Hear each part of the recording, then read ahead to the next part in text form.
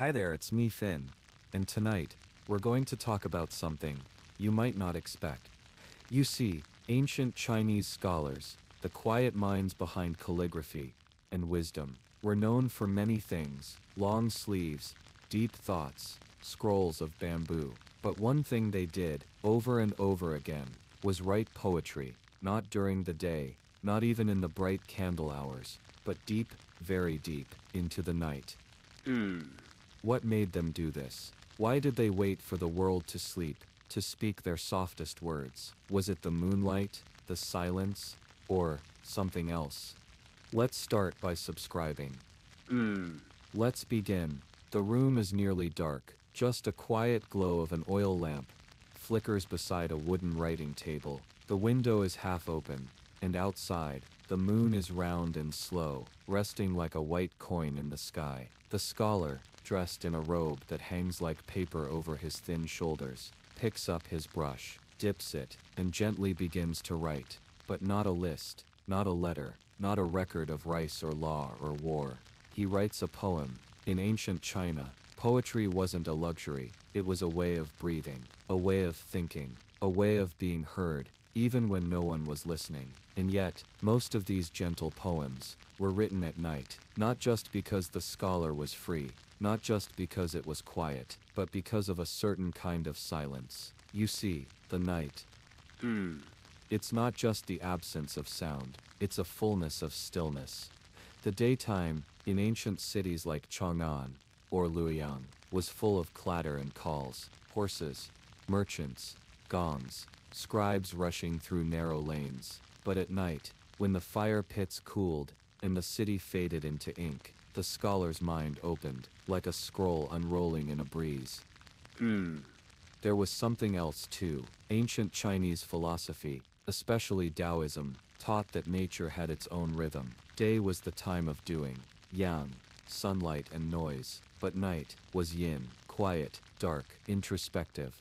In other words, the best time to truly think was when the moon replaced the sun.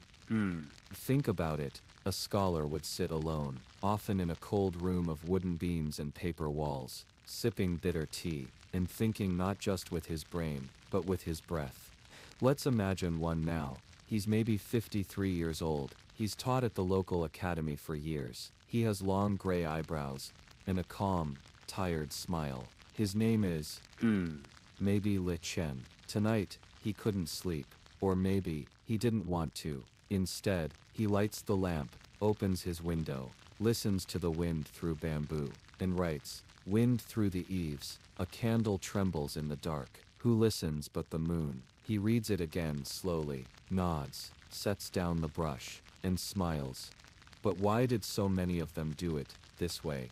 There's another reason too, one that's a little more human. You see, during the day, a scholar was busy. He was reading Confucian texts, grading students, debating classics, or attending examinations. In ancient Chinese society, scholars were highly respected. They had to memorize hundreds of poems, histories and philosophies, but their own thoughts, their feelings, their sadness, their joy, those didn't always have space in the daytime world of structure and expectation. So at night, when their duties rested, they wrote for themselves. They wrote about plum blossoms falling silently in the courtyard, or about a friend they hadn't seen in 10 years, or about the way tea smells after midnight. It was personal, intimate, quiet, like whispering, with ink. But there's something else too, something unusual. Many scholars believed that the best poems came not from practice or cleverness, but from something called qi. Qi isn't easy to explain, but it's like energy, life breath, flow. They believed that during certain times of the night, usually just before dawn, the qi was stronger, more pure, more connected to the rhythm of the universe. So, some of them would wake up, just as the stars were fading, just to write a single verse. One old scholar even said, "The best poems are written when the world forgets you are awake." Isn't that beautiful? And that's not all. Many famous poems, from the Tang dynasty, maybe the golden age of Chinese poetry, were written by candlelight or moonlight. Like this one, by the legendary Li Bai. Before my bed, the bright moonlight, I suppose it is frost on the ground. I raise my head to view the bright moon, then lower it, thinking of my hometown. Ah, even now, that line can soften the hardest heart, because it's simple, it's quiet, and it speaks of longing, a feeling that, maybe we all understand, late at night. Now picture this, 1,000 years ago, a scholar sits alone in a study. His robes are thin, his tea is cold, but in front of him is a scroll, freshly written. His brush rests beside it, still wet with ink. Outside, the moon is high. A dog barks in the distance, then silence. And in that moment, as he breathes slowly, he feels at peace. The world might never know his name. His poem might fade in a drawer, but in that one quiet hour, he spoke to the night, and the night listened.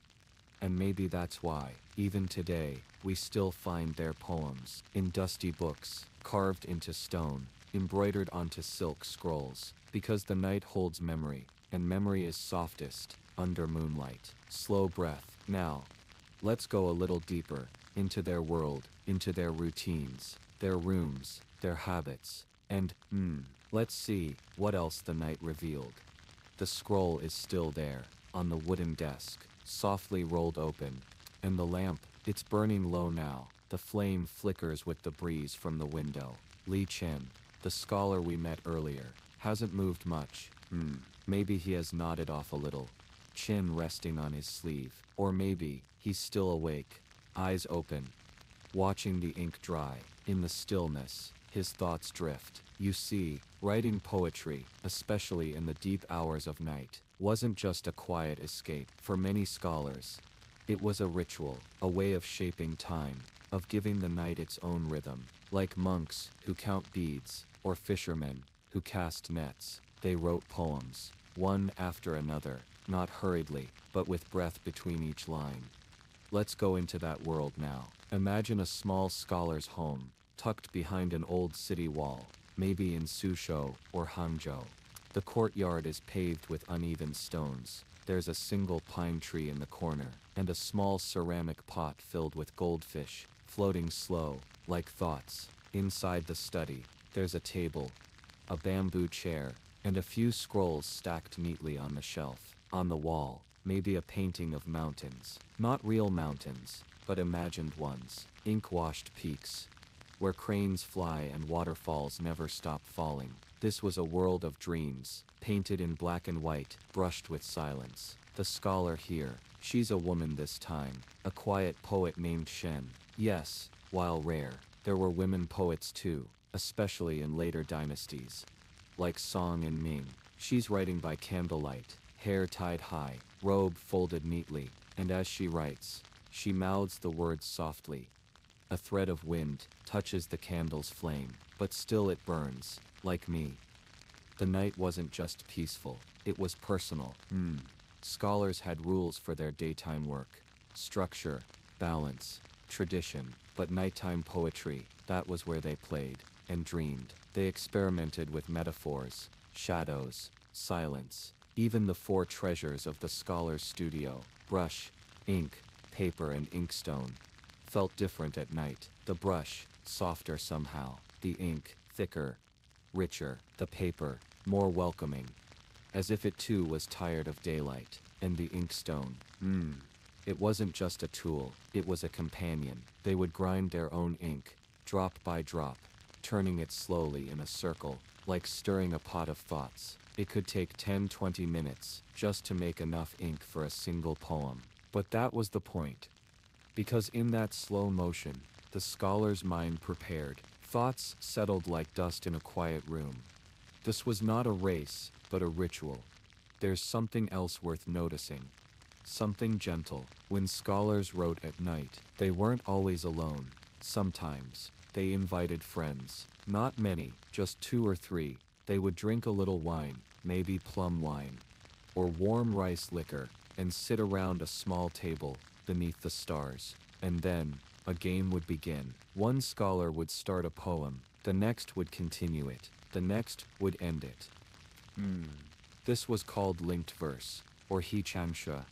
It wasn't competitive, It wasn't for praise, it was fun, calming. They laughed, they listened, they shared stories of ghosts, of the river, of the moon. One poem might go, "Beneath the fig tree, the tea kettle whispers slow, someone hums a tune." Then the next adds, "A crane flaps once, and rises above the misty garden." And sometimes, when words weren't enough, they just sat in silence, watching the clouds move, listening to frogs.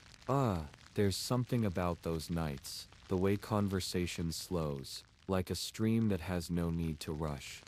But you may wonder, how did they remember their poems? Well, most scholars memorized them immediately. Some copied them into tiny scrolls. Others wrote them with wet fingers onto stone walls, just for the moment, letting the water dry, and take the words away, because the point, was not always to keep, but to express. Still, many poems were saved. Some scholars collected hundreds over their lifetimes, bound them into thin volumes, wrapped them in silk, passed them down. Others carved a favorite line into a bamboo flute, or etched it onto a teacup, or embroidered it into a sleeve. These poems, they weren't meant for applause. They weren't published with gold or fanfare. They were meant to feel, to soothe, just like lullabies you sing to yourself. Now, let's return to our friend Li Chen. He's still awake, but barely. The candle is now half its size. His last line glows wet on the paper, and suddenly, he hears something. A bird, no, a whistle of wind. He picks up his brush once more, and writes, "Too late to sleep, too early to rise. Even my shadow is unsure." He smiles, not because it's perfect, but because it's true. Yes. We should also talk about one more habit of the scholar's night. It wasn't just writing, they also read poetry aloud, softly, slowly, almost like chanting. They believed that the voice gave breath to the ink, that speaking a poem was like, releasing it into the world. So they read, sometimes their own words, sometimes those of Wang Wei, or Du Fu, or the gentle lines of Mang Haoran, by the window, in the courtyard, even under a tree, reading to the wind, or the stars, or themselves. It was not performance, it was peace. So when people today say, why write poetry? Why at night? Why in silence? Maybe it's not for reason. Maybe it's for rhythm, for the quiet click of a brush against porcelain, the tick of oil in a lamp, the way the moon hangs above rooftops like a forgotten lantern. Maybe it's because the world becomes more honest when it's dark. And so night after night, scroll after scroll, poem after poem, the scholars of old China captured the quiet heartbeat of a sleeping world, not for history books, not for fame, but for themselves, and, maybe, for us too. Let's go even deeper next, into the specific kinds of poems they wrote, the themes, the things they missed, feared or hoped for, because what you write at night, says more than what you say by day. The ink has dried on Li Chen's desk. The candle is nearly out, but he still isn't sleeping. Why? Why does the night pull words from his heart? Let's look closer. Let's listen. You see, not all poetry was the same. Not every night was gentle. Not every thought was light. Sometimes, the silence brought sadness. Other times it brought memories. The quiet wasn't empty. It echoed.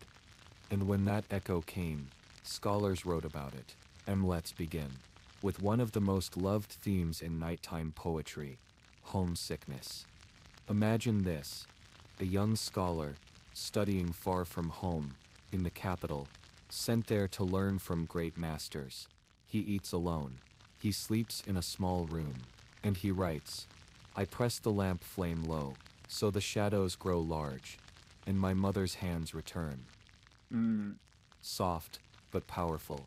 At night, the world became smaller, and memories grew louder. They would write of warm bowls of millet porridge, of their father's walking stick, of the way plum trees smelled in springtime. Things that don't fit into official reports, or imperial essays, but sneak into poetry like whispered sighs. Then, there was loneliness. Not sadness exactly, just a soft emptiness, like how the moon can feel full, but also far away. One scholar, let's say her name was Lian, wrote, "The moon is round again, but it lights only my room. No footsteps tonight." She wasn't angry, just noticing. That's the thing with these poems. They didn't scream, they didn't shout, they observed, carefully, slowly, truthfully.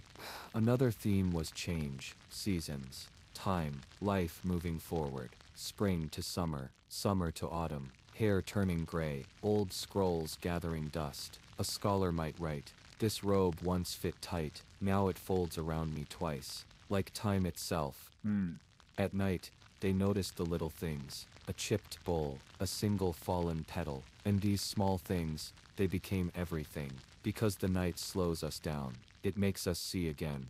Then, there were poems about silence. Yes, poems about quiet itself, strange, but also beautiful. One wrote, "The wind has paused, so now I hear the ink drying, and nothing else." Imagine hearing that, the ink drying. Not the sound of it writing, but resting. That's how deeply they listened. Of course, there were joyful poems too. Not loud joy, not festival joy, but quiet, secret happiness. Like sipping warm tea, or seeing a paper lantern sway in the wind, and not fall, or hearing a bird sing just once, then stop. Sometimes a poem was just 3 lines long, sometimes 30, but always, it came from attention. Even now, if we turn off the lights, sit near a window, and wait, we'll start noticing things too. Let's look now at something special, the structure of these poems. They weren't random. Even the most emotional lines followed a pattern. Many followed regulated verse, strict rules, like chess moves, but made with silk. 4 lines, 8 lines, 5 characters, 7 characters. Rhythm mattered, balance mattered. Not because they were trapped, but because structure gave them freedom to express more clearly. Think of it like a frame on a painting, or like a tea ceremony. The calm is in the care. Here's an example of a 7-character couplet. "The breeze sneaks through bamboo blinds tonight, and moonlight paints the scroll beside my hand." The rhythm, the flow, you can almost feel it walk. Some poets even chose characters not just for meaning, but for sound. They picked soft ones for soft nights, strong ones for distant thunder. Deliberate, delicate. And now, let's open another window into their world. Nature. The scholars didn't just write about trees or rivers. They saw themselves in them. A willow wasn't just a willow, it was the feeling of waiting. A lotus wasn't just a flower, it was grace, rising from muddy water. A scholar might write, "I watched the snow fall on the river stone, silent, but soon the stone will vanish." They didn't name emotions, they described scenes, because that way, you, the reader, could feel it for yourself. It's like they whispered, "Here, look at this, and see what I felt." Let's now think about something. Very human. Regret. Nighttime is when regret taps gently at your shoulder. And ancient scholars. Oh, they knew this feeling well. Missed chances. Wrong words. Old friendships faded. So they wrote, "I lit the incense for someone gone." The scent curled like questions. Still unanswered. But not all regret was heavy. Sometimes it was soft, like laughter that came too late. And what about hope? Yes, even in the darkest hours, hope lit. One scholar wrote, "I cannot see the stars tonight, but I know they wait behind the clouds." Hope didn't shout, it whispered. It said, "Try again. Write one more line. Stay a little longer." You might ask, what happened to these poems? Well, many were lost. Rain took some, fire took others, time took most. But the ones that remain, they still speak, quietly, like when you find an old letter in a drawer, and the handwriting looks like someone you love. They remind us that in 1,000 years ago, someone else sat up at night, unable to sleep, writing, thinking, breathing, just like we do now. So when we read these poems, we don't just read about history, we read the hearts of those who came before us. And maybe, we realize, we're not so different after all. The night continues. The candle wax has pooled. Li Chen writes just one more line. "Night and ink will both fade, but I was here." Yes. Let's float next deeper into the lives of some famous scholars, who they were, what they feared, what they dreamed, because to understand the poems, we must understand the poets. The candle flickers, but the scrolls are still open. Tonight, we're going to sit beside the poets themselves. Now, let's meet a name that drifts like mist across centuries, sometimes called Su Dong Po. If you've ever heard a Chinese poem, there's a chance it was his. He lived during the Song dynasty, almost 1,000 years ago. A time when the empire was wide, cultured, but quietly troubled. The scholars of the court wrote essays by day and poems by night. Su Shi was one of the few who could do both. But you know, he wasn't just a scholar, he was everything. A painter, a poet, a calligrapher, a statesman, a cook, a friend, and a man who suffered. He was exiled, twice, not for crimes, but for thoughts, for writing too honestly. Imagine that, you sit down at your desk to write a poem, and it sends you far from your home, to a cold place by the sea, with no friends, no firewood, but instead of giving up, Su Shi picked up the brush. One night in exile, he wrote, I leaned on the rail in the silent night, the moon like frost, the river like silk, I did not wish to sleep. He had every reason to despair, but he wrote beauty. He found peace in silence. He found comfort in nature, a bamboo stalk in the wind, a clear bowl of rice porridge, a laugh shared with a stranger. He wrote poems that weren't just poems, they were breaths. You don't just read them, you feel them. Here's one that still rests in many hearts. Better than pearls are the friends who drink tea with me in the cold night. And oh, he loved food. He once wrote an entire poem about pork belly. Yes, really, because beauty wasn't just in temples or palaces. It was in soup, it was in steaming buns, in the way garlic softened in a pan. Even at night, while others slept, he cooked, wrote, and smiled. That's the secret of Su Shi. He found joy, even in loneliness. Now, let's walk quietly into the world of another scholar, Li Bai. He lived earlier, during the Tang dynasty. If Su Shi was the moon, Li Bai was the wind. He wandered, he drank, he sang. Some say he talked with the stars, others say he was part star himself. At night, while others snored, he stood under the sky, holding a cup of wine, speaking to the moon as if it were a friend. Yes, a real friend. One of his most famous lines, raising my cup, I invite the moon, then my shadow, and now, we are three. He wrote not just for scholars, but for everyone. Fishermen, soldiers, courtiers, lovers. Li Bai believed that words were for feeling, not just knowing, and night was his best friend. You see, the court didn't always like him. He was too wild, too free, but the people, they loved him. He wrote of friendship, of short lives, of long dreams. He once wrote, the road ahead is long and lost in mist. Let me sleep here, under stars I trust. It's said he died reaching for the moon's reflection in a river. True or not, it feels just right, because his soul always floated between sky and water, always, in motion. Let's pause a moment now, take a breath. Not all poets were famous, not all left names behind. Some were mothers, sons, priests, hermits. Their poems were found scribbled on walls, or folded inside books, or left behind in old teacups. They might write, everyone left the gathering, but a single teacup remains still warm. Night was for small thoughts, gentle truths, and some truths were whispered by people we'll never know, but we can still feel them, just as clearly.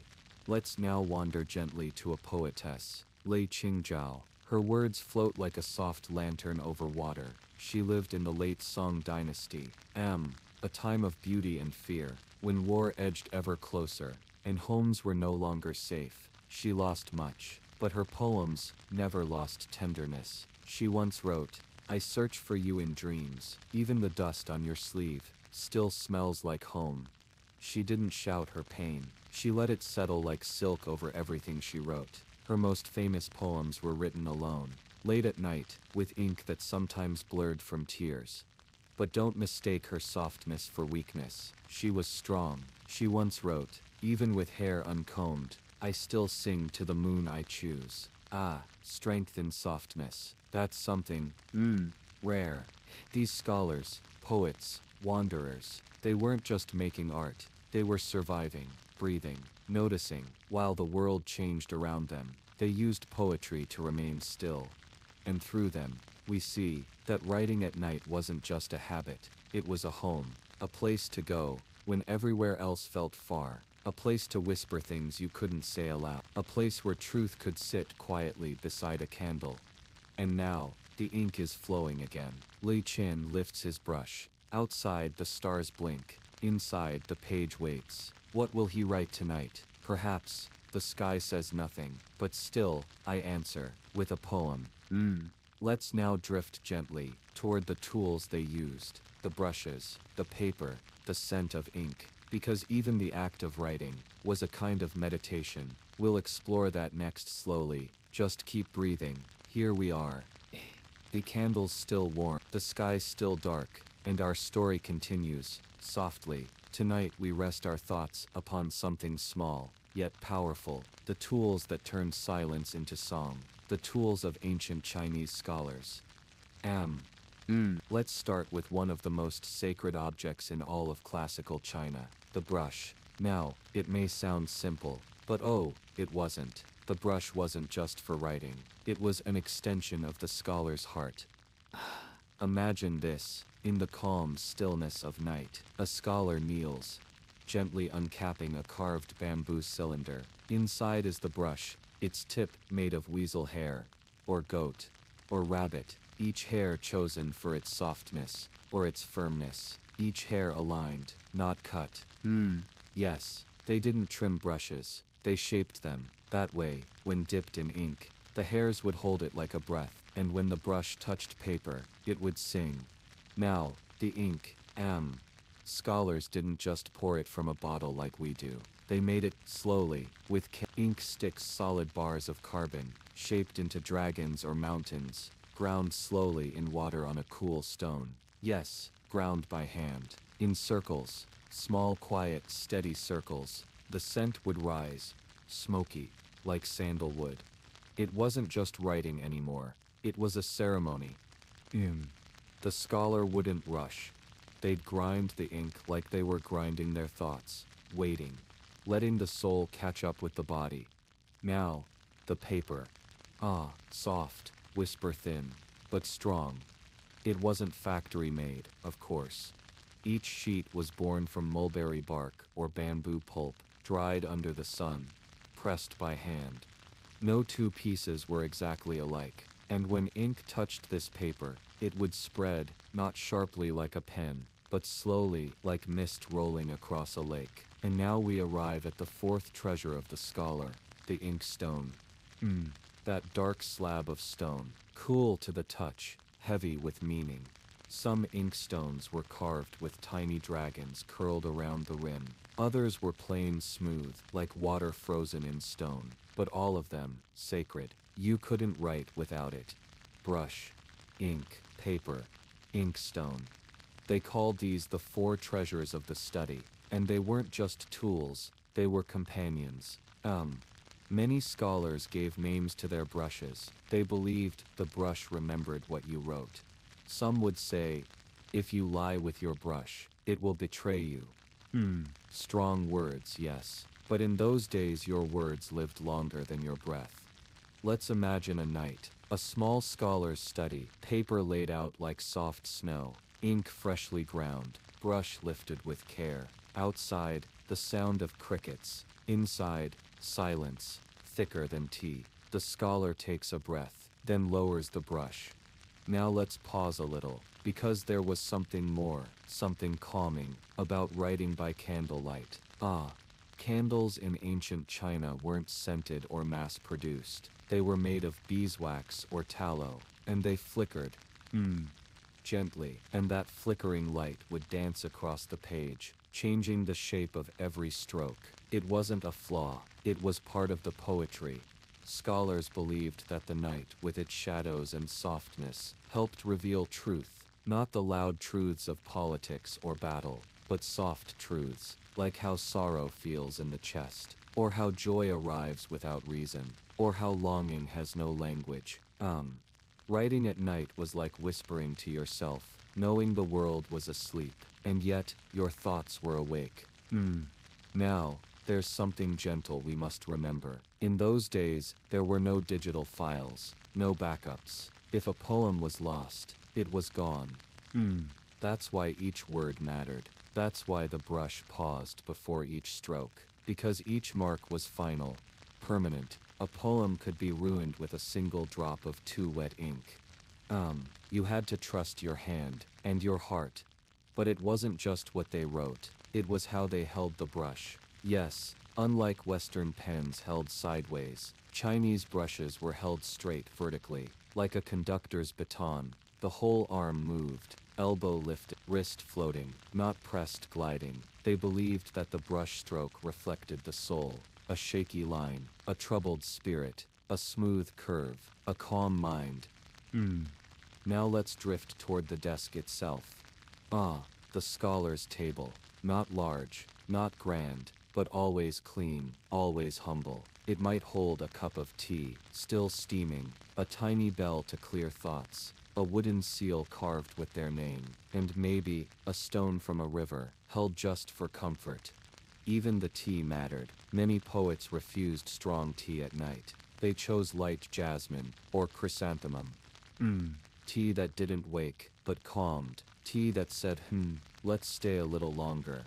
We mustn't forget, writing wasn't for publishing. Most scholars didn't plan to be famous. They wrote for themselves, to untangle a feeling, to honor a friend, to remember a dream. Sometimes they even burned the poems after writing them. Yes, because it was the act of writing that healed, not the words left behind. Can you imagine that? Spending an hour crafting the perfect line, and then letting it go into smoke. That kind of detachment is rare. But in the quiet of night, it made sense. It's almost like the tools were alive. The brush, breathing. The paper, listening. The ink, whispering. And when all was ready, and the words arrived, it was like a wave, washing through the scholar's chest, out through the arm, into the brush, and onto the page. Let's rest here for a moment. Just imagine it again. A room, quiet as a tomb. A single candle. A hand, steady as the moon. Writing, for no one, and yet, for everyone. Next, we'll softly explore where these scholars wrote. Their little hidden studies. Their garden views. Their favorite times of night. The world outside may have slept, but their inner world was wide awake. Let's keep drifting. Here we are again. Back in that quiet little world, where the candle flickers, and the only sound is a brush dancing across silk paper. Tonight, let's wander slowly into their space, the world around these ancient scholars, as they wrote, where they sat, what they saw, what they felt. Because you see, they didn't just sit anywhere. They chose their surroundings, like they chose their words, with care, with silence, with love. The study, or as they called it, the shufan. It was no ordinary room. It wasn't grand. It wasn't loud. It was just right. Usually tucked into the corner of a family courtyard. Not in the middle, never flashy, always a little hidden. Inside, walls lined with bamboo scrolls, books stacked gently like sleeping birds, inkstones resting like still ponds, and windows, oh yes, windows, not glass, but soft paper, rice paper, stretched over wooden frames. That meant light came in softly. When the moon rose, it didn't blaze. It brushed the room with silver, just enough for a brush to see where it was going. Some scholars placed their desks beside the window, not for the light, but for the view, because outside was the garden. The ancient Chinese garden, not meant to impress, but to express. Just imagine it, a winding path of flat stones, A few bamboo stalks swaying in the night wind, a moss-covered rock, sitting like an old monk, and maybe, just maybe, a tiny pond, still, silent, deep, and the moon, reflecting gently, in that dark water. Many scholars believed that when the garden was still, their thoughts would be still too, so they'd write with the window open, letting in the scent of damp leaves, or the sound of a frog calling once, just once. That one sound could become a poem. Some even placed a rock beside their writing table. Yes, a rock, not a decoration, but a teacher. They called them scholars' rocks, or gongshi. These were stones worn by wind and water, twisted, hollowed, odd, but beautiful. They weren't perfect, but they were honest. The scholar would gaze at the rock before writing, and wonder, what has this rock seen? What rivers smoothed its edges? What storms broke it? And slowly, a line would form in the mind, like a stone does not speak, but it remembers everything. Now the room was never loud, and never bright. In fact, many believed that too much light spoiled the thoughts, so they preferred twilight, or moonlight, or candlelight, and always just one candle, one flame, one breath. Some scholars didn't even sit on chairs. They sat on mats, cross-legged, with their brushes held high, not in a rush, but as if painting each word directly from the stars. The furniture, simple, wooden shelves, low tables, a drawer or two for paper, but always clean, always quiet, because clutter, they believed, clouded the heart. Some even swept their floors before writing. Not because it was dirty, but because it felt right. They'd say to write clearly, I must step on clean ground. Sometimes they'd hang a single scroll on the wall. Not of themselves, never of themselves, but maybe of a pine tree, or a mountain, or calligraphy, that whispered, the bamboo bends, but does not break. That was their decoration. That was their inspiration. Now, let's imagine it again. A room not too large, a desk not too high, a candle, flickering gently, and outside a garden where nothing moved too fast. In this stillness, a scholar writes, and as the ink flows, he hears not the world's noise, but the soft voice of the night. They called it the quiet hour, when everything unnecessary had fallen away. The chatter, the duties, even the need to sleep. Only one thing remained, the poem. You see, these scholars didn't write for others. They wrote because they had to, like birds must sing, or trees must grow. The words just came, and the room, the desk, the stone, the moon, all these things helped the words arrive. Sometimes the scholar would pause, look up at the soft paper window, and watch the clouds drift by the moon. No sound, no meaning, just movement, and yet, it made the perfect line. A cloud does not ask where it goes. In this calm, even the most aching thoughts became soft. A lost friend, a past mistake, a longing for spring, each turned into ink, and each stroke, let it go. That's what the study was for, not to show off, but to let go. The scholar would finish the line, set down the brush, take a breath, and maybe, just maybe, step outside into the garden, bare feet on stone, night breeze on face, the candle behind them flickering, and the moon waiting. What a life, what a quiet life. Next time, we'll explore how these poets chose their words, what made a poem beautiful, why the placement of a single syllable could change everything. But for now, let the candle stay lit, let the ink rest, and let your thoughts fade slowly. Welcome back. So, where were we? Right, our scholar has just stepped out into the garden, leaving the soft echo of his study behind. The candle still flickers inside, the ink is still drying on the silk, and outside, only moonlight. Now, let's step back in with him. Let's sit once more at that low wooden desk, because tonight, we're going deeper, not into the place, but into the words. Yes, tonight we talk about the poem itself. Not what it says, but how it's made, word by word, breath by breath. You see, ancient Chinese poems, especially those written by scholars, weren't just made with thought. They were made with balance, like a teacup placed exactly at the edge of a table, one word too many, and it falls. These poems followed forms, not strict like chains, but gentle like bamboo, flexible, yet clear. The most loved form, it was called Jiajuju, just 4 lines. Yes, only 4. Each line, 5 or 7 characters. Think of that, a whole universe, in just 28 characters. Now, every character had to count, not just for meaning, but for rhythm, for sound. Let's say, a scholar writes, a lone boat drifts beneath the stars. Sounds peaceful, right? But then he changes it. A lonely boat floats under silver skies. Still peaceful, but the sound has shifted. And that matters, because in Chinese poetry, sound is the second brush. Words weren't only read, they were heard.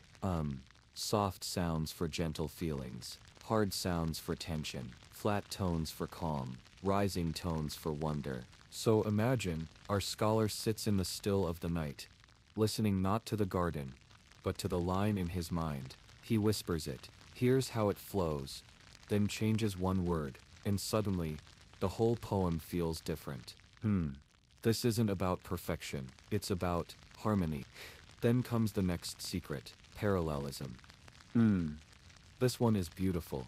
In some poems, lines mirror each other. If the first says, spring rain washes quiet stone, the second might say, mountain mist hides faded pine.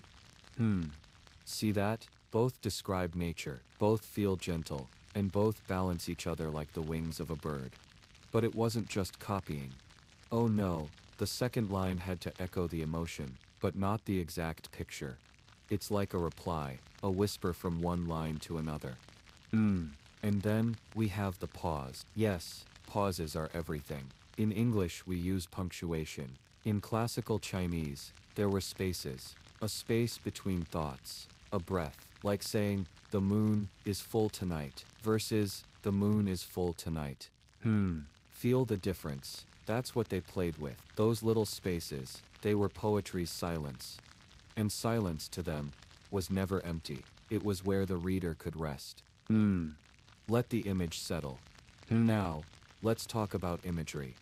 Poets rarely explained their feelings. They didn't say, I'm sad. Instead, they said, geese fly alone through misted hills. Why? Because the image shows the feeling.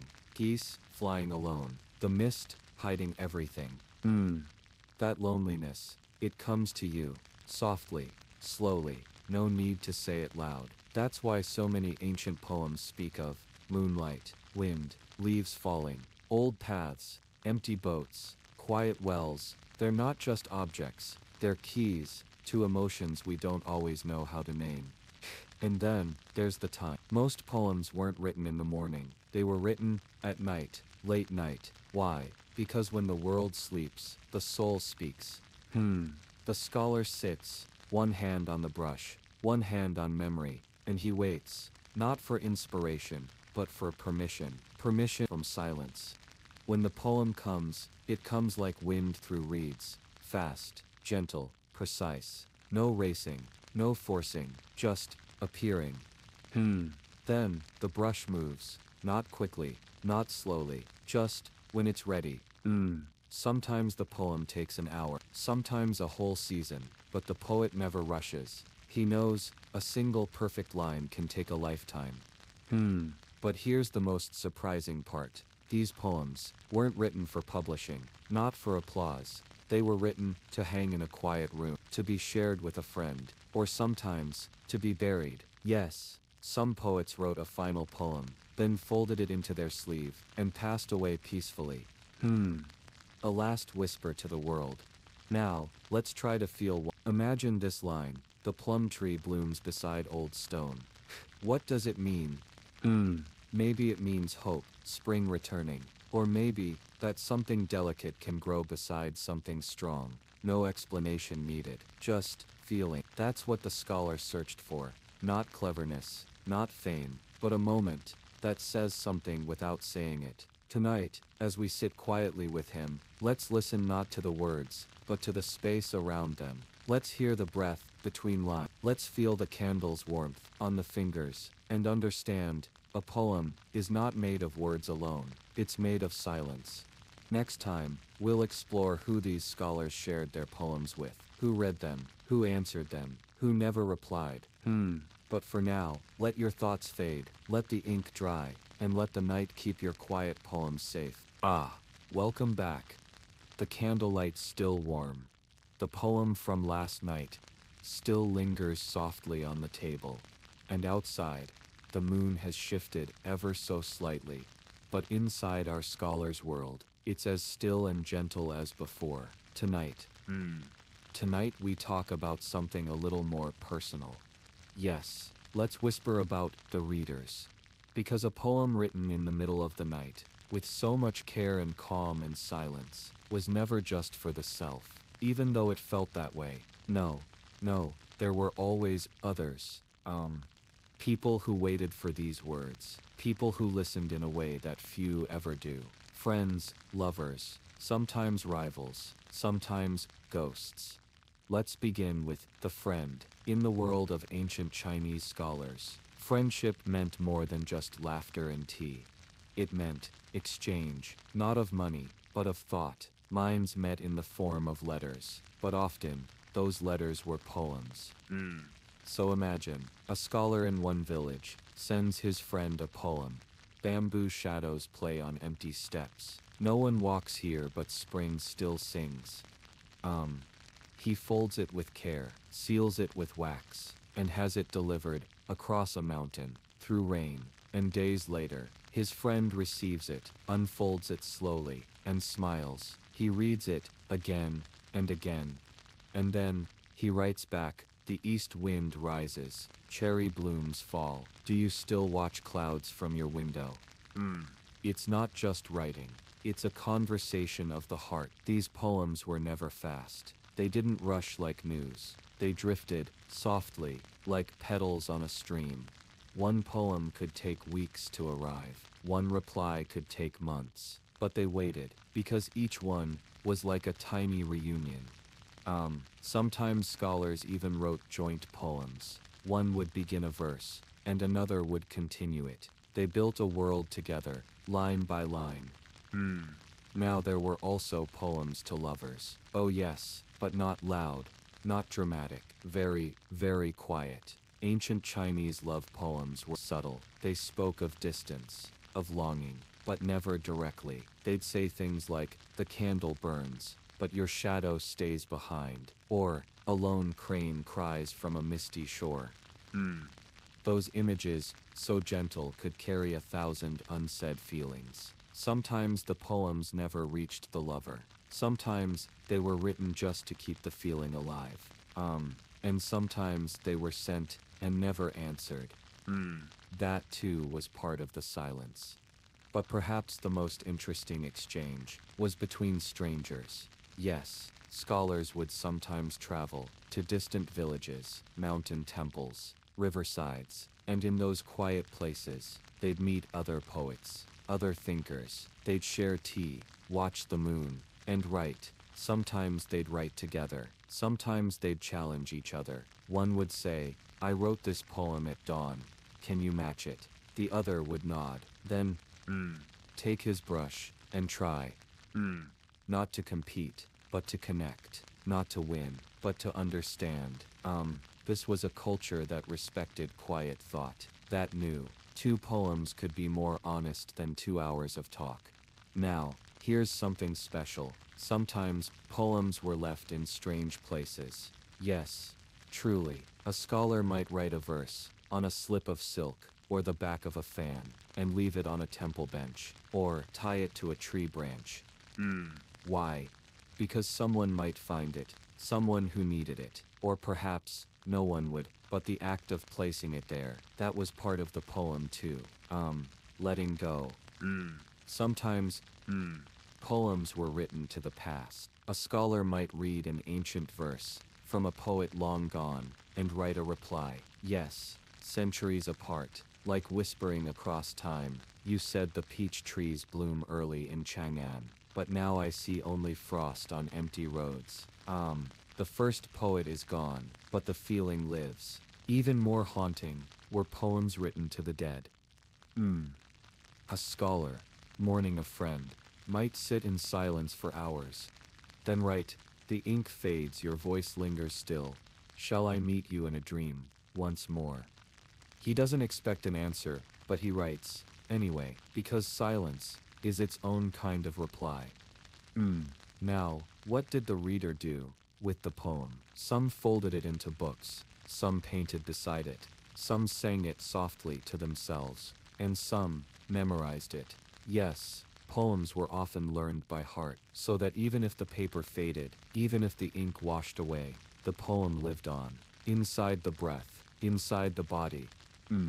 That's why tonight, as we imagine our scholar looking out the window once more, we see something more than just one man. We see a network, invisible but real. Scholars, lovers, strangers, ghosts, all linked by fragile lines of verse, floating quietly from hand to hand, from heart to heart. When you think of a scholar writing in the middle of the night, know this: he wasn't alone. His words were waiting to be found, to be heard, even if just by one other soul, even if just in silence. Next time, we'll gently walk through the materials he used, what brush he chose, what ink he prepared, what silk or paper felt right beneath his hand. But that's for tomorrow. Tonight, just rest your thoughts on the edge of a verse, let the silence carry you, and sleep gently, beneath the poem's whisper. We're back again. The candle hasn't burned out just yet, and the night still feels soft, doesn't it? Tonight, we touch something many never notice, but every poet knew by heart: their tools. Yes, the brush, the ink, the paper, and, sometimes, even silk. These weren't just tools, they were companions, quiet, dependable, and deeply personal. Let's begin with the brush. It wasn't like today's pen, no. Each brush was carefully made, from natural things. The shaft was often bamboo, light in the hand, but strong, like the trunk of a mountain tree. The tip, made from animal hairs, goat, rabbit, even weasel. Yes, really. Why animal hair? Because each had its own feel. Goat hair was soft, it soaked up ink, and made flowing, gentle strokes, perfect for calm poems. Weasel hair, a bit stiffer, used when the strokes needed strength, like when writing a bolder verse, perhaps a line about thunder, or justice, or longing held too tightly. So the scholar had to choose what he felt. That's the brush he would use. Now the ink. Not in bottles, it came in little black cakes. Yes, hard dry bricks, carved with swirls and symbols, that held deep color inside. And when the scholar wanted to write, he'd take his inkstone, a smooth, shallow bowl, drip in a little water, and slowly, softly, grind the ink cake in circles, round and round. The motion was meditative. It calmed the hand. It slowed the heart. You see, in the time it took to make the ink ready, the poem began to form in the mind. The ink wasn't rushed. It was invited. The color, a deep black, but not just black. Sometimes, there was a hint of blue, or a warmth like tea leaves. The ink had personality. Then comes the paper. It might surprise you, but ancient Chinese paper was a treasure. They called it Xuan paper. Soft, but strong. It drank ink just enough. Not too quickly, not too slow. Some sheets were pure white. Others had a light brown warmth, like autumn leaves. And sometimes, just sometimes, the scholar would choose silk. Yes, not for every day, but for special verses, for poems that felt sacred. He'd stretch silk over a wooden frame, carefully, gently, then write with precision and grace. Silk didn't forgive mistakes. The brush had to be sure. Now, let's not forget the table. It wasn't cluttered. Only a few things. Brush rest. A little porcelain pillow for the brush to lie down. Inkstone. Maybe a cup of tea, still steaming.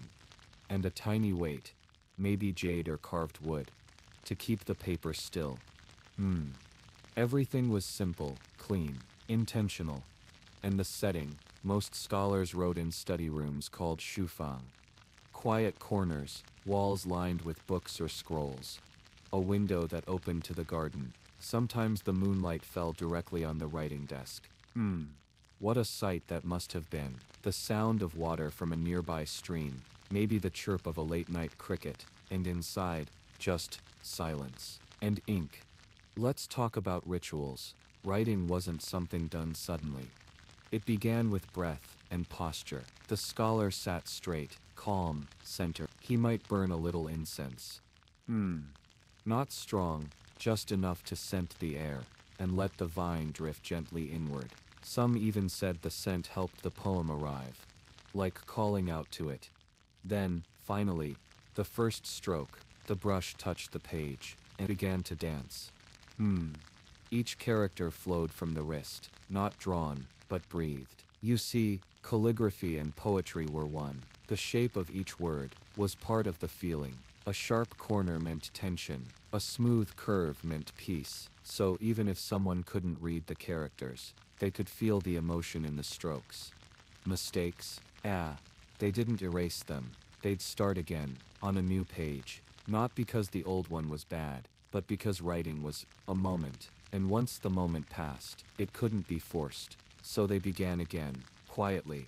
Sometimes a poem would take hours, not from struggle, but from respect. The brush paused often, waited, listened, then flowed again. And when the poem was finished, the brush was washed, dry, the inkstone was wiped clean, set aside, the paper was folded, or left open to dry, and the scholar, he sat back, looked out the window, and said, nothing. There is peace in that stillness. In today's world, everything moves so fast, but these poets, they chose slow, they chose presence. Every tool had its place, every gesture had its weight, even the blank spaces meant something. So if you were to write like them, you wouldn't need fancy things. You'd need quiet, intention, a place where you feel safe, and maybe a window, just like theirs. So tonight, as your thoughts drift like ink in water, let the feel of brush and paper stay with you. Let your breath be the stroke, let your dreams form the lines. And remember, every poem written in the dark leaves a light behind, even if no one ever sees it. We're here again. The candles burned a little lower, the ink's a little drier, but the night, still quiet, still waiting. Tonight, we drift a little further, into something even softer, even more delicate. Let's talk about the poems themselves, not the writing of them, but the shape of their thoughts, their rhythm, their meaning. You see, ancient Chinese poetry wasn't just about beauty. It was a mirror, a window, a quiet cup of tea for the soul, and it followed forms. Forms that sang with balance and stillness. The most beloved, the She poem. Just two short characters, but inside them, centuries of whispered feeling. She poems often came in couplets, 2 lines, each balancing the other, like the wings of a bird. Let's take one. The moon sets, crows caw in frost, lights of a fisherman's boat drift to sleep. Do you feel that? It's not just the words, it's the space around them. The first line paints a sound, the second, a mood. Together, silence and movement, stillness, and the passage of time. And then, there were the regulated verses. These were like a calm river path, strict in rhythm, even in rhyme. 8 lines, each with 5 or 7 syllables. A quiet discipline. But that structure, it helped the poet focus. The rules weren't chains, they were rails, and the words rode along them like silk sliding across wood. The best part, no one forced these poets to write. No one said you must produce. They wrote, because they felt. They watched a falling leaf, and whispered a line. They heard rain tapping on tile, and the poem wrote itself. They didn't try to capture life, they joined it. And the topics, you might think they were all about emperors or war, or mighty rivers. But most, they were about tea, old friends, a flower blooming too early, a memory that never left. They were about smallness. One poet, Li Bai, once wrote about staring at his own shadow while drunk. Yes, his shadow. Let's pause there for a moment. Imagine it, a quiet night. He's had a few cups of wine, the moon is high, and suddenly, he begins dancing with his shadow, laughing, writing. He says, "We're three tonight. Me, my shadow, and the moon." Isn't that lovely? Not grand, not tragic, just playful, and yet so deep. That's the calm kind of sorrow these poets carried, soft, enduring, like the smell of incense long after it fades. Another poet, Du Fu, wrote during a time of great hunger and loss, but even in the worst moments, he still noticed the way wind moved a curtain, or how a child cried in a distant house. Not everything was pretty, but everything mattered. You know, there's something else. The moon, oh the moon was everywhere in these poems. It wasn't just the light, it was the witness. When friends were apart, they'd write, "You and I both look at this moon tonight, so perhaps we are not truly far." Even when separated by mountains and rivers, they shared the sky. That's what poems gave them, a way to touch, without touching. And sometimes, they weren't even about anything, just a feeling, a glance, a sigh. A poet might say nothing to do, just watched two butterflies chase each other past my empty window. That's all, no beginning, no end, just a breath put into words. Can you feel how peaceful that is? You see, in today's world, poems are often dissected, measured, explained, but ancient poets, they just let them happen. They didn't always write for others. They wrote for themselves, to soften the heart, to calm the mind, to meet the night with gentleness. Let's imagine, a scholar sits with his candle, brush ready, and he begins, "A leaf falls, I forget the words I was going to say." Maybe that's enough. The leaf becomes the poem, the forgetting becomes the message. And this is why they wrote at night. Because during the day, everything was noisy, markets shouting, children running, duties, deadlines, expectations. But the night listened. It didn't rush, it let things be small and still. When the stars were up, and the air was cool, and the city finally went quiet, that's when the real thoughts arrived, like guests at the door, softly knocking, asking only to be heard. So they opened the paper, touched ink to brush, and welcomed them in. That's what poetry was. Not entertainment, not ambition, but presence and peace. So as we lie here, listening to these stories, let the rhythm of their words wash over you. Not to remember, not to analyze, but to feel. Like a breeze, like a whisper, like a pause between thoughts. And if one line tonight feels like it lingers, let it. Let it float inside you, like a little moon in your chest. And maybe, just maybe, that's your poem now. Welcome back. Or maybe, you never left. Maybe, you've just been here all along, floating quietly in the rhythm, like a reed drifting down a soft river. Tonight, we follow the path of these poets, not with our feet, but with stillness. And now, let's talk about the places they wrote in. You might imagine grand halls, lit with golden lamps. But no, most often, it was a tiny study, or a quiet garden bench, even the edge of a lake, under willow trees that whispered in the dark. Let's imagine one now. The poet wakes just past midnight. The moonlight has snuck in through paper windows. A breeze lifts the edge of his sleeve. He walks barefoot across smooth stone, one hand holding a tiny oil lamp, the other rubbing his sleepy eyes. He steps outside. The silence. Only the occasional creak of bamboo swaying in the wind. Or maybe, the drip of water from a hanging gourd. He settles onto a worn bench, or a flat rock, takes a breath, and just waits. Not thinking, not planning, just listening. A rustle in the tree above, a cricket, changing rhythm, the air cool against his cheek.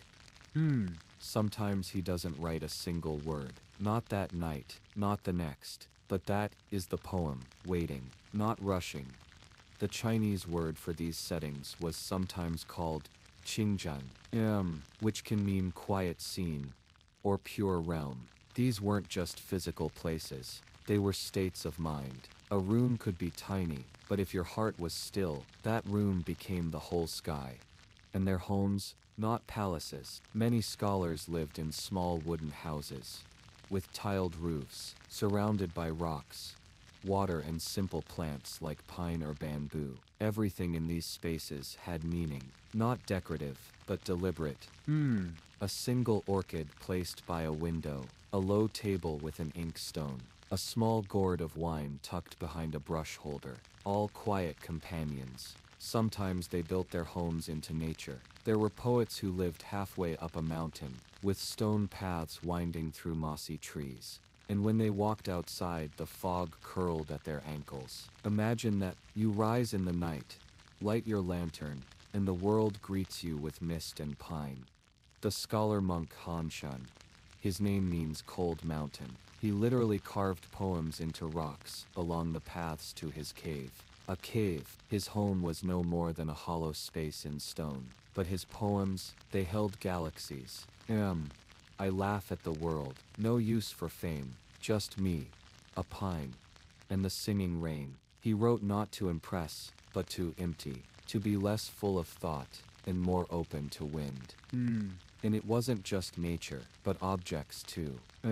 Ancient scholars were deeply attuned to the things around them. The sound of pouring tea, the shape of a clay teapot, the cracks in old porcelain, even the texture of their brushes. You see, every brush had a story, some made from rabbit hair, soft and smooth, others from goat or wolf, stiff and wild. And the brush holder, it might have been carved from sandalwood, so each time they picked it up, the smell calmed their breath.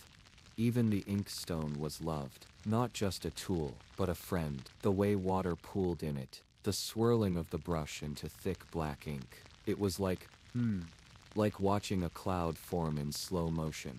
Can you see it? Each swirl, a dream beginning. Each dip, a thought returning home. And then, there was tea, always. Tea, not a casual drink, but a companion in creation. They boiled water in iron kettles, poured it over finely ground leaves in cups without handles, and they drank, slowly, not while writing, but between thoughts. Tea helped them pause. And oh, how important that pause was. It was in that pause that the poem appeared. Not in the noise, not in the pushing, but in the silence between two sips. And when they finished writing, they didn't post it online, didn't send it off for fame. Often, they just tucked the scroll into a drawer, or pinned it gently to a wall. Sometimes they burned it, not out of regret, but because the moment had passed, and that was okay. These poets didn't chase perfection, they chased clarity, and when the words were clear enough, and their hearts still enough, they let go, like setting a lantern afloat on a river, not caring where it ends up, just that it floats. Now, let's sit in their space, not a palace, not a studio, just a stone bench, a steaming cup, a brush at your side, the moon overhead, the night open, nothing else needed. And in this place, you don't have to write anything, you don't have to think, you just be. Sometimes the most beautiful poems were never written, they lived in the breath, the pause, the silence of the poet just sitting there, beneath a tree, watching the wind move its branches. And that was enough. That's still with me. That's nice. Let's keep going, gently now. No rush, no pressure. The night isn't over, and neither are our thoughts. Let's look deeper into something we touched before, the role of dreams and the moon in their writing. You see, ancient Chinese poets weren't just inspired by what they saw, they were guided by what they felt, and one feeling that returned, again and again, was the sense of being between worlds. Not asleep, not fully awake, somewhere, in between, like the moment just before a dream starts, or right after you've woken, but haven't opened your eyes. That space was sacred. You've probably felt it too, right? The quiet right before dawn, when the world feels paused, Birds haven't started yet. The wind has settled. Even your own thoughts feel softer. Poets in ancient China loved that feeling, and many believe that their best poems came not from them, but through them, as if carried in from another world. One of the most famous poets, Li Bai, often wrote of this space. They called him the immortal poet. He wandered mountains, drank wine beside rivers, and often slept under the stars. He once wrote, "I lift my wine and toast the moon, my shadow and I, we make three." He truly believed the moon was not just light, it was a companion, an old friend. Poets like Li Bai spoke to the moon, like it could hear them. They asked it questions, told it secrets, shared tea with it. They even blamed it sometimes, when their lovers left, when their hearts ached. You might smile at that, but in truth, it was beautiful, because in those quiet, lonely hours, the moon was often the only one watching. And the dreams, oh, dreams were treasured, even strange ones, even the ones that made no sense. In fact, a lot of poems were about trying to hold on to a dream, trying to write it down, before it faded into morning fog.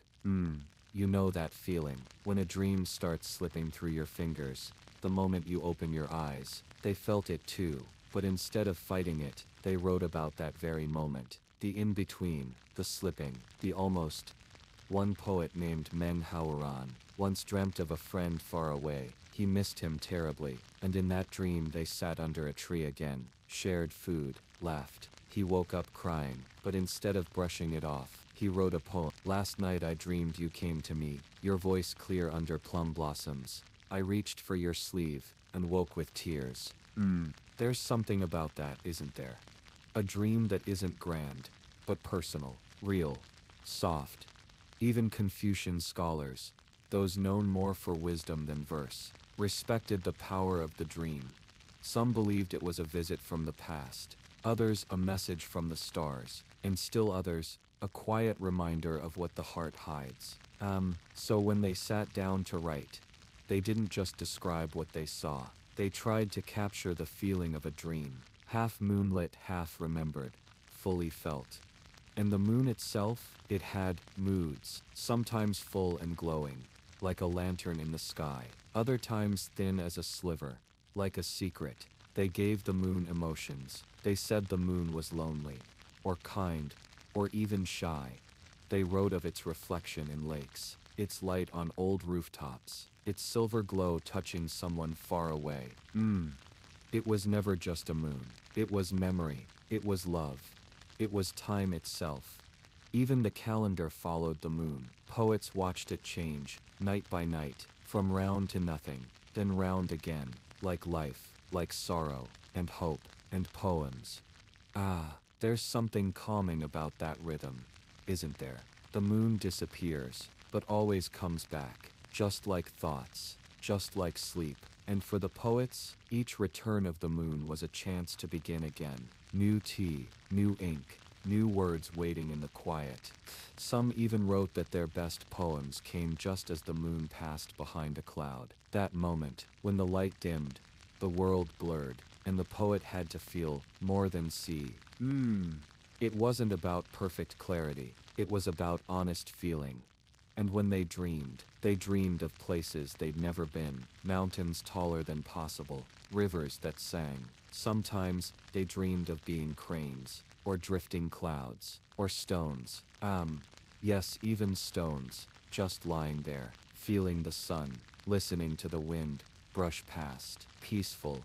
And when they woke, they didn't run from those dreams. They held on to them gently, like a small bird in the hands, and let the poem come, word by word, not forced, but flowing.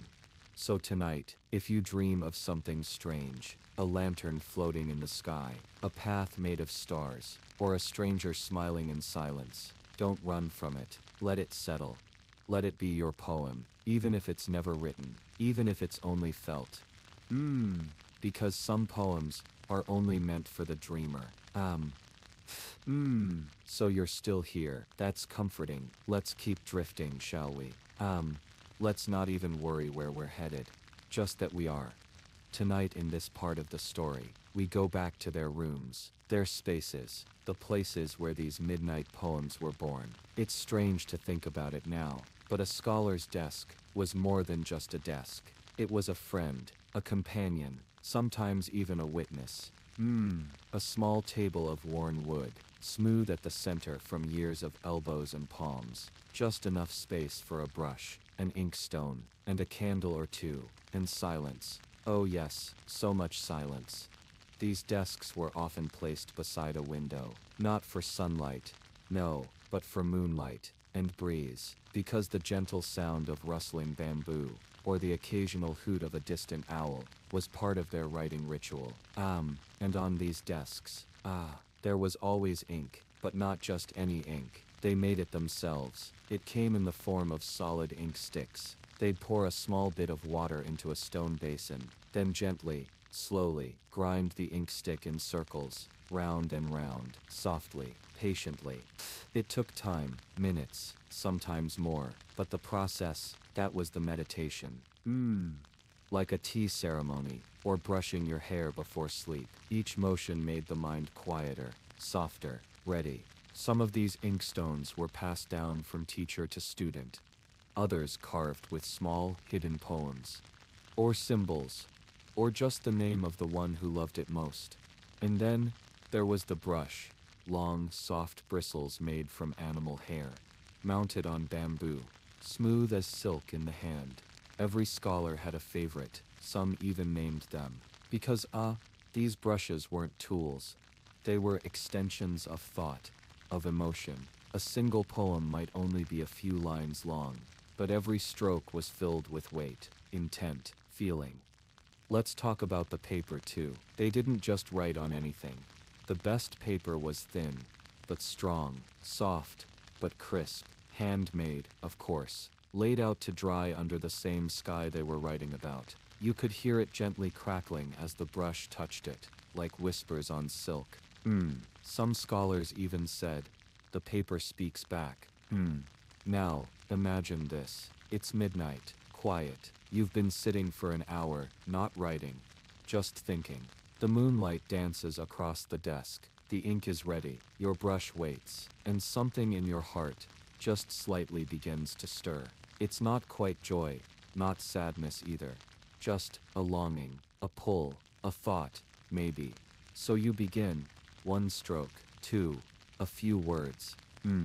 Then you pause, tilt your head, listen. The bamboo shifts again outside. The candle flickers. You look at what you wrote and smile just a little. It's not perfect, but it's honest. So you keep going.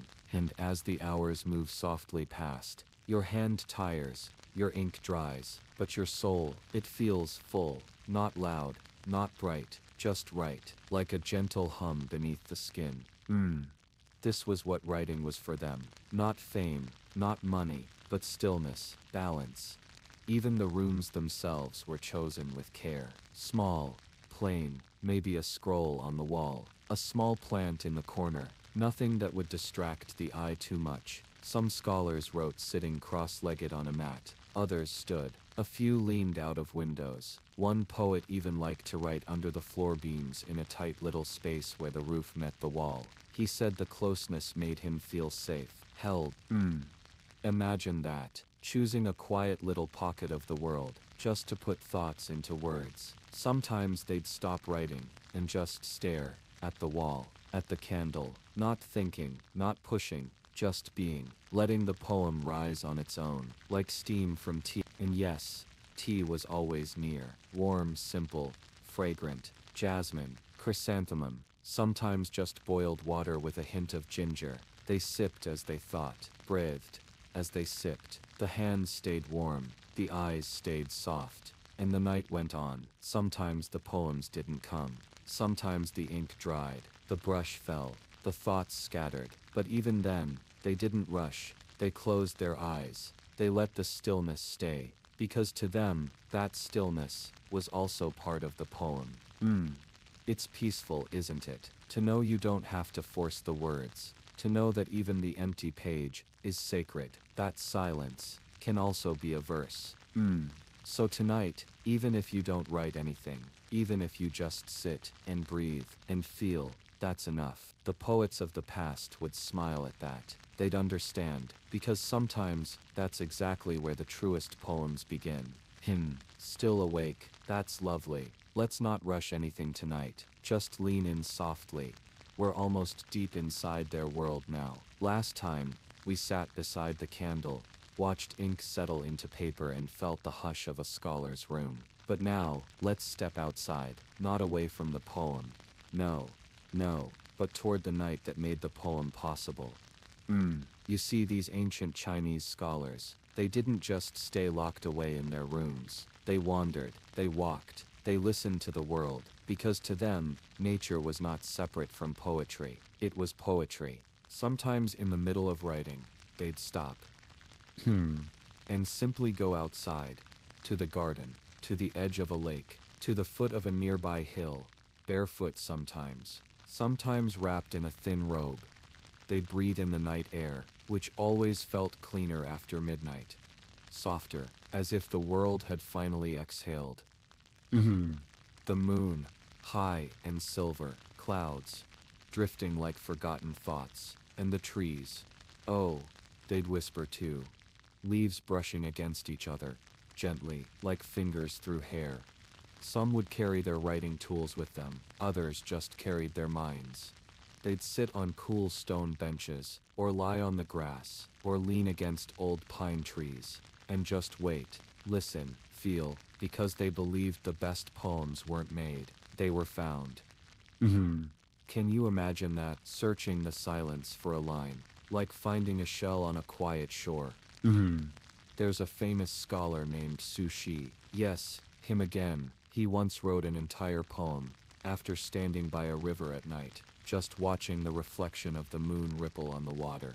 No noise, no drama, just moonlight and waves. He said, in that moment, the universe seemed as small as my heart, and my heart, as large as the universe. Others walked deep into the woods, or climbed small hills, not to reach the top, but to be alone with the wind, because the wind spoke too. It hummed through the reeds, it brushed the rooftops, it stirred the water, and it told secrets, secrets only those awake at midnight could hear.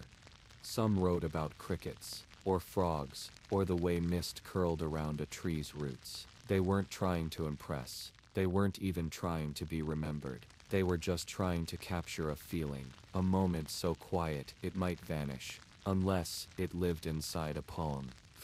And there was something else.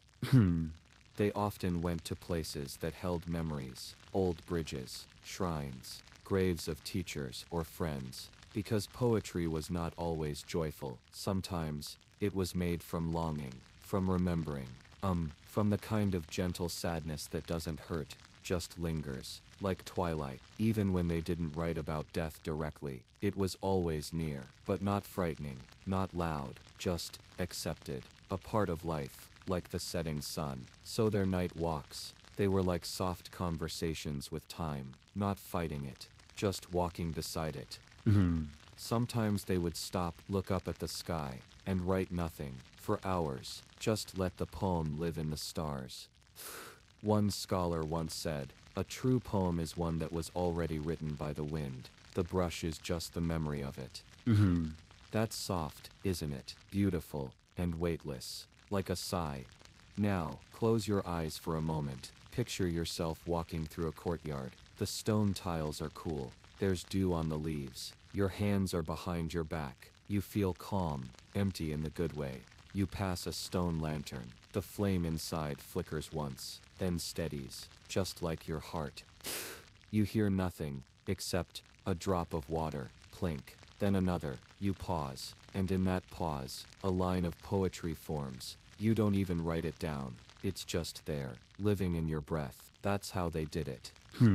Not with force, not with stress, but with listening, and walking, and trusting that the world always had a poem waiting, if only they were quiet enough to hear it. So tonight, if you wake up at 2 a.m., and you don't know why, don't reach for your phone. Just listen. Maybe there's a poem outside your window too, waiting for you.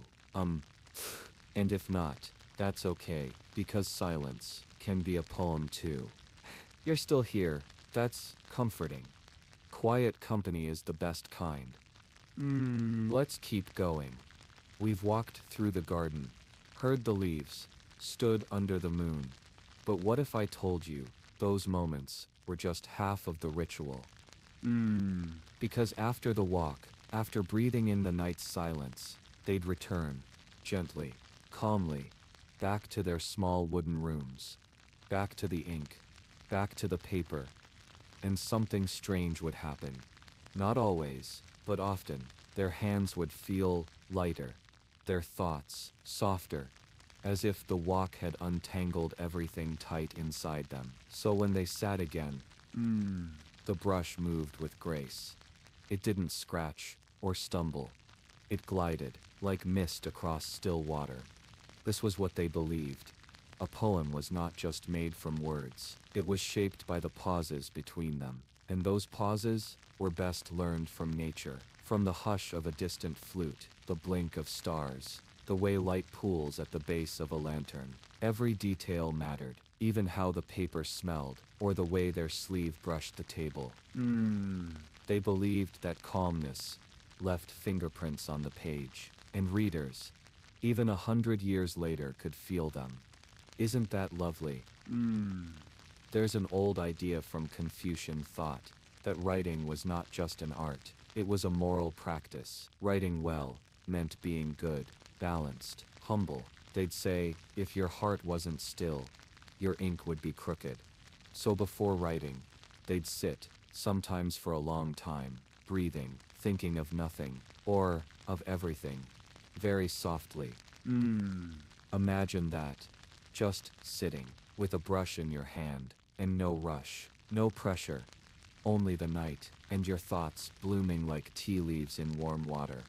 Now let's return to the room. Can you see it? Wooden beams, low table, a single paper lantern, glowing with soft amber light, a scroll partly unrolled, a cup of tea, still warm, inkstone, brush, and a small dish with plum blossoms floating inside. The room smells of pine.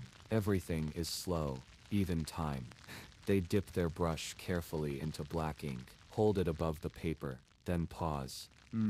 That pause mattered. It was like bowing to the poem before it was born. Then the first stroke, a curve, a breath, a thought given form.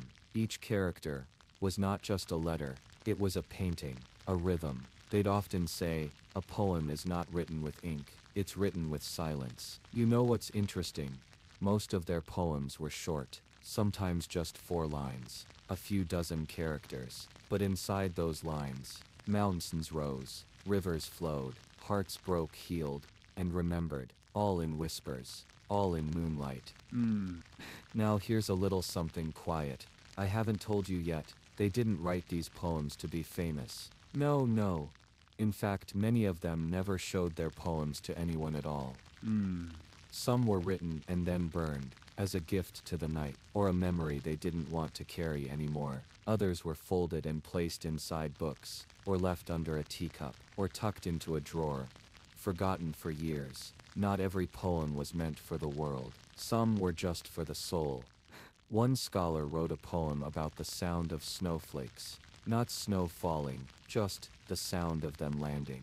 Can you even imagine how quiet you'd have to be to notice that? He described it as the hush between 2 heartbeats, when the world breathes in, but doesn't yet exhale. Another poet wrote only when it rained. He believed the rhythm of the drops was the universe's way of tapping him on the shoulder. When the rain started, he'd light a candle, wrap a thin blanket around himself, and listen. That's all. No rush, no plan, just listening until the poem arrived. And if it didn't, he still counted the time as sacred, because the waiting was part of the writing too. So now you know, writing in the night wasn't a lonely task. It was communion with time, with memory, with silence, and with something beyond themselves. Something quiet, but full of meaning. If you find yourself lying awake again one night, and your thoughts won't stop dancing, maybe don't fight them. Just sit up, light a small candle, breathe in slowly, and listen. Maybe a poem's waiting for you too. Still with me.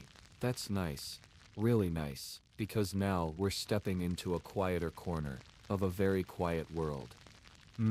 We've seen the scholars walk and write and listen. But let me tell you something they did that you might not expect. They talked to the past. Yes, talked. Not aloud exactly, but through ink and scrolls and something they called echo writing.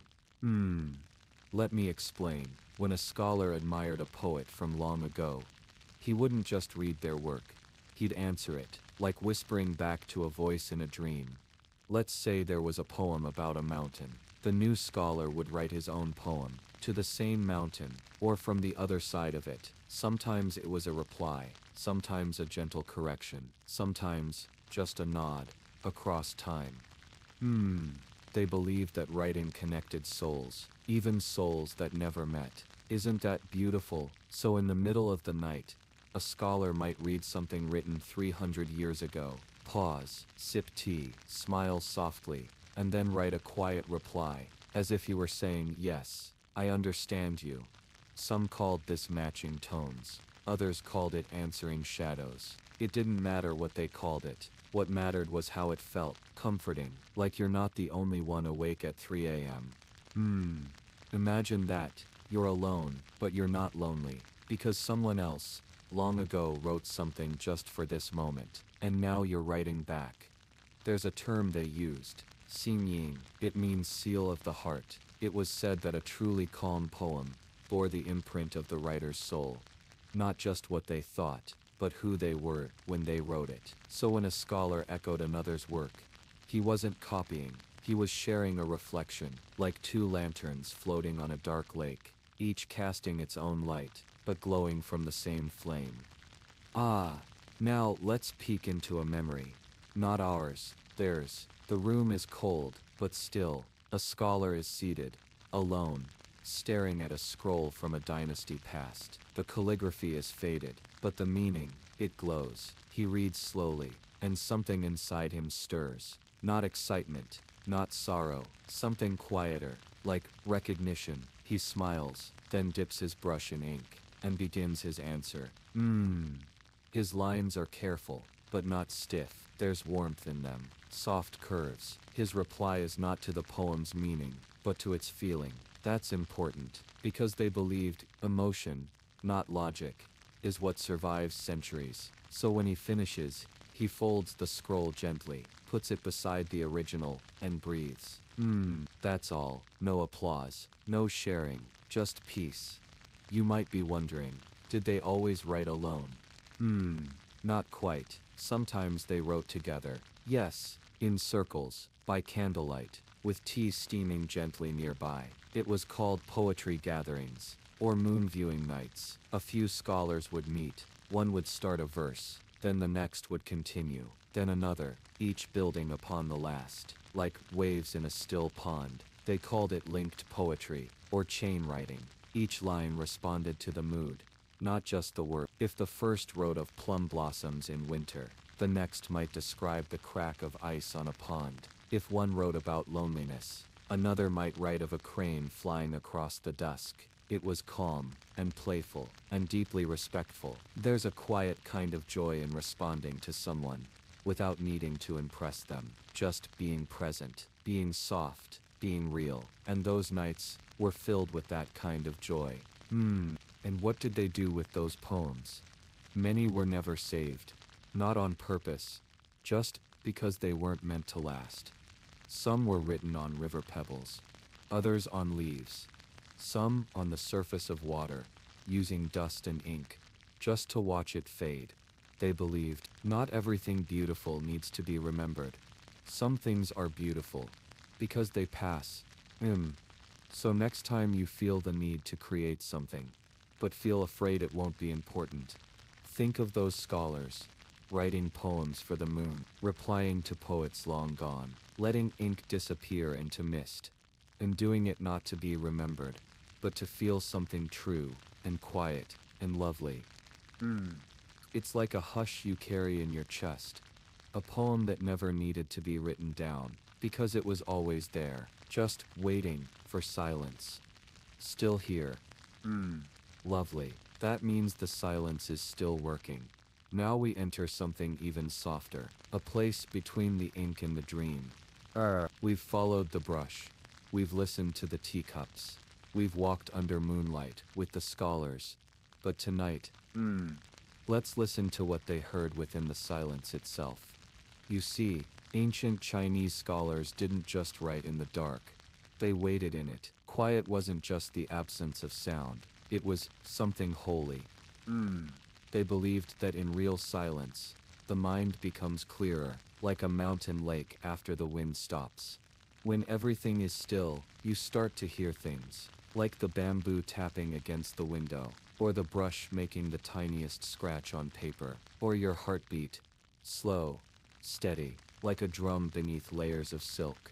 Many of them practiced what was called empty sitting, not exactly meditation, but close, just sitting there, in a simple robe, in a cold room, with nothing but a candle flickering. They wouldn't rush to write. Oh no, they'd sit, and breathe, and listen to the silence. Because they believed, if a thought was worthy, it would return again. So they didn't chase ideas, they waited for ideas to approach them, like deer to a quiet stream. Isn't that such a gentle way to create? Now picture this. A scholar sits by an open window. It's night, late. No one else is awake. The sky is black silk, a few stars barely twinkling. The scent of damp earth floats in, and he listens. Just listens. To wind, to distant crickets, to his own breath. Then, only then, he picks up the brush. He dips it softly, and writes a single character. Just one. Then he stops, smiles, and waits again. That one character may be the start, or it may be all he needs tonight, because for him, a single good word, written in true silence, was worth more than 10 noisy pages. Now, there's something curious I want to tell you. When some scholars wrote poems, they also wrote what they didn't want to say. Yes, margins weren't just for decoration. They wrote soft notes beside the poem. Sometimes this came from a dream, or I hesitated to write this, or even this is not my voice but a feeling that visited me. Can you feel how delicate that is? Writing, and then admitting that even the writing was just a guest. It's like telling the paper I'm just borrowing this moment. Now, let's step quietly into something else. Something even softer. Some scholars believed that certain nights, especially near the solstice, held a kind of listening magic. Not for spirits, not for ghosts, but for memory. They believed the earth remembers. Yes, the trees, the stones, the rivers, all of them. And when the night is silent enough, those memories drift upward. So when a scholar sat under an old pine tree, he wasn't just looking at bark. He was listening to something ancient, something not in books. And here's something even gentler. They believed some poems didn't belong to people. They belonged to places. A stone bridge, a hidden path, a waterfall. Each place had its own quiet voice. And some scholars would visit these places, not to explore, not to conquer, but to listen. They'd spend hours, just walking slowly, hearing how the wind moved through reeds, or how a drop of water echoed in a bamboo grove. Then later, back in their little room, they'd try to write what the place was whispering. Not what they saw, not what they thought, but what the place felt like. There's a word in Chinese, jing, means stillness, but it also means peace, and purity, and something deeper, a stillness that's not empty, but full of meaning. So when they wrote in silence, they were writing in jing. They were listening to it, carrying it through the brush, through the page, through time. Now, imagine this. A scroll so quiet, you could fall asleep just looking at it. Not from boredom, but from calm. Ink that looks like fog, characters like birds resting on a wire. No sharpness, no force, just presence, like a lullaby made of ink. A poem that reads like a breath. Yes, that's how it was. And in those moments, The scholar wasn't trying to be brilliant. He was just trying to be still, and through that stillness, he touched something eternal. Still with me? Then let's stay in the quiet a bit longer. Tonight, we move deeper, into the part of night where even dreams slow down. We've followed the poets through bamboo forests, listened with them by moonlit windows, and sat inside the stillness of their little writing rooms. But now, let's follow the ink. Not the hand, not the words, but the ink itself. Ancient Chinese ink was not just black liquid. It was a ceremony. Before the writing ever began, there was a ritual, a slow, meditative ritual. You might call it sleepy alchemy. First the ink stone, a smooth, flat surface, carved from slate or clay. It wasn't just a tool, it was a quiet little mountain. Next, the ink stick, hard, solid, made of soot and resin, pressed and dried like ancient candy. And here comes the part that made everything slow. They didn't pour ink from a bottle. Oh no, they had to make it. Every night, every single time. They poured a little water on the stone, and then with careful hands, they began to rub the ink stick in slow, silent circles. Round and round, a soft grinding sound. Not harsh, not sharp, just like rain falling on old wood. The scholar would breathe with the motion. Inhale, circle, exhale, circle. And slowly, so slowly, the clear water began to darken, from gray, to smoke, to ink. But the scholar didn't rush, because this act, this slow making of ink, was part of the writing itself. It was like the poem had already started, before a single word was written. You see, they believed the ink carried something alive, a spirit, a softness, an energy from the soot, the resin, the water. So if the ink was made in anger, the words would be restless. If it was made with calm, the words would be clear. That's why the scholar never made ink in a hurry. Each circle, each rub of the stick, was a way to still the heart, to settle the mind. And only then, when the ink was perfectly dark and perfectly silent, did the writing begin. There's something magical in that, don't you think? That your words are shaped by the way you prepare them, not just what you say. A poem written in calm carries calm. A letter written in silence brings silence. It's almost like the mood you're in becomes part of the ink. And oh, there was something else. The scholars had names, not just for the brushes and the ink stones, but even for the different shades of black. Can you believe that? A black made with pine silk was called crow feather black. Another made from lamp smoke was autumn night black, and one mixed with gold flakes was known as flickering shadow. Even the blackest black had texture, had soul. Nothing was ever just black, just as no night was ever just dark. Now let's follow the brush. The scholars held them upright, not like a pen, but like a flute. Each stroke was deliberate. Even the spaces between the strokes were part of the music.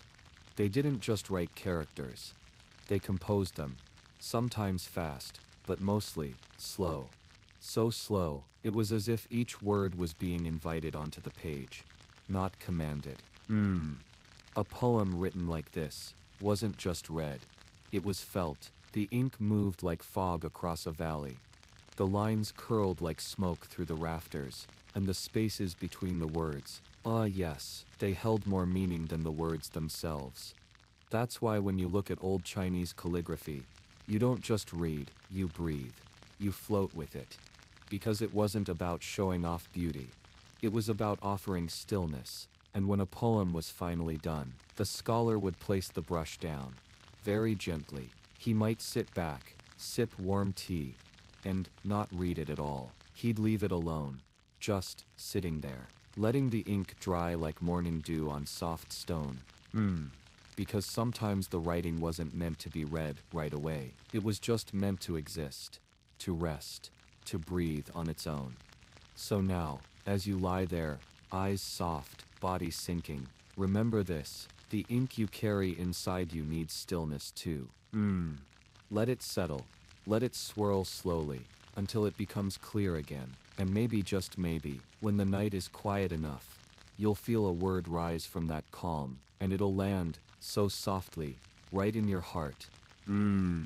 You're still with me, that means something. You've walked deep into the night, into the hush of history, where even the candles seem to sigh. So now, let's drift into a part of the story not many ever reach, the world after the writing. What did the scholar do when the poem was finished, when the ink had dried and the night still hung like soft silk outside his window?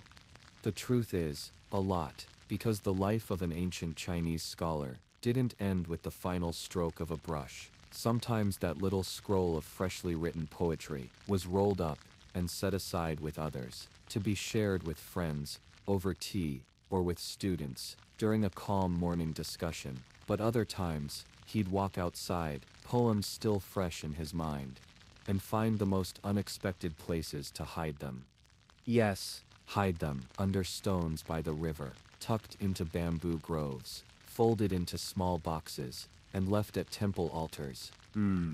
They believed poems should travel, should live where people don't expect them, so a stranger might come across one on a quiet walk, and stop, and smile, and wonder who wrote it. Long break, but that wasn't all. Many scholars, especially those who lived alone in the mountains, or served as recluse monks, would do something even more mysterious. They would burn the poem. Yes, burn it, not in anger, not in sadness, but as a gift. They believed that the poem, once written, once breathed, had served its purpose, and if it had brought the writer peace, then it could now be released into the world as smoke, letting the wind carry its message to where it needed to go. That's a hard idea, isn't it? To let something go, even something beautiful, after creating it. But that was their way. Letting go was part of the writing. Just imagine, you've written words from your soul in the hush of night, by candlelight, and then you gently roll the scroll, walk outside into the moonlight, and light a small flame beneath it. The fire crackles, not loudly, just like tiny whispers. The characters begin to glow, curling into ash, and the scholar watches, hands calm, eyes soft, as the poem becomes a sky thing. That's strangely peaceful, isn't it? Now, not every poem met fire. Some became part of beautiful collections, soft-bound books, wrapped in silk, tied with ribbons. And oh, those books were special, because each scholar's handwriting was different. Not like fonts today. No two poems ever looked the same. Each line had rhythm, each stroke had mood, and when you read someone's collection, it was like walking through their dreams. You could feel when their hand shook from cold, or from grief, or joy. Reading was sensing, breathing with the writer, even years, decades, centuries after they were gone. Long break. There's a quiet magic in that, isn't there? That someone, sitting by lantern light, 1,000 years ago, can still whisper to you today, through a few gentle strokes of ink. But let's come back now, to one of the things many scholars loved most. Something few today know about. It's a place called the Pavilion of the Moon's Shadow. Lovely name, right? It was not one single building. It was a name used for many quiet pavilions across different regions. Built over still ponds, beside gardens of plum and pine, or even carved into the sides of misty hills. And do you know what they were for? Not rituals, not prayer, not even study. They were meant for one thing: poetry at night. The Pavilion of the Moon's Shadow was a place where scholars gathered only after dusk. There would be warm tea, soft music, and silence. Sometimes just a single lantern floating on the pond outside, and they wouldn't speak for a long time. They'd just listen to the frogs, to the wind, to the creak of wood under their robes. And slowly, one of them would begin to write. A quiet brush stroke, a short poem, then another would respond, like letters passed in silence, one after the other, creating poetry without talking, only writing, only reading, only knowing.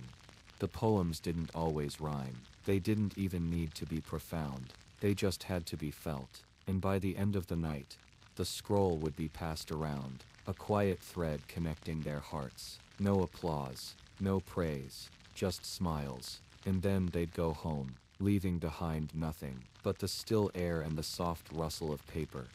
So maybe tonight, you're not just listening to this story, you're inside your own moon's shadow pavilion. Maybe the silence you feel isn't emptiness, it's invitation. Maybe it's time to write a few invisible words in your mind, words that only you will know. Or maybe, let them drift away like smoke, knowing that they mattered, simply because you let them come. If that idea makes your eyes close, let them. If it makes your breath slow, just follow it. You've stayed with me a long time, almost there now. One more night's breath to take, before we whisper together, into the very last part of this journey. You made it. You're still here, still drifting gently in this soft little corner of the world, where the only thing that matters is calm, and quiet, and poetry. Let's wrap this tale the way the ancient scholars might have wished, slowly, like rolling a silk scroll after a long moonlit night. After all we've wandered through, the candlelit studies, the snow-covered gardens, the ink brushes soaked in thought, you might be wondering, what was it really? What was it about those lonely starlit hours that made poetry bloom in the minds of ancient Chinese scholars? Was it the silence? Was it the ache of unspoken feelings? Or was it simply that nighttime felt more true? You see, many of these scholars, they lived lives of pressure, court expectations, strict Confucian codes, endless studying, public duty, family roles, hierarchies. By day, they were bound. By night, they were free. That's why the poem didn't just happen. It escaped, like steam from a teacup, or the sigh of a tired soul. And still, the question lingers, doesn't it? Why did they write them at all? Why, in a world of politics and war and power, did these men, some poor, some wealthy, turn to something so soft, so quiet, so easily forgotten? Because it helped them remember, not big things, not victories, but moments, tiny, fleeting, breath-sized moments, like the way bamboo shadows flickered across their bedroom walls, or how the sound of a flute down the street made them stop and smile, the exact warmth of rice wine on a freezing evening, the curve of their lover's last glance through a paper door. They captured these things, not to hold on to them forever, but just to feel them again, even for a second. And isn't that what we all do in quiet hours? So let me tell you a little secret. Some of the most famous poems of that age were never meant to be famous. They were written on the backs of receipts, on the corners of letters, on leftover bits of wrapping paper, or the sides of teacups. Tiny words, meant only for a moment, and yet, those words so softly written, outlived the scholars who wrote them. Their homes crumbled, their dynasties ended, their titles forgotten, but their poems drifted on.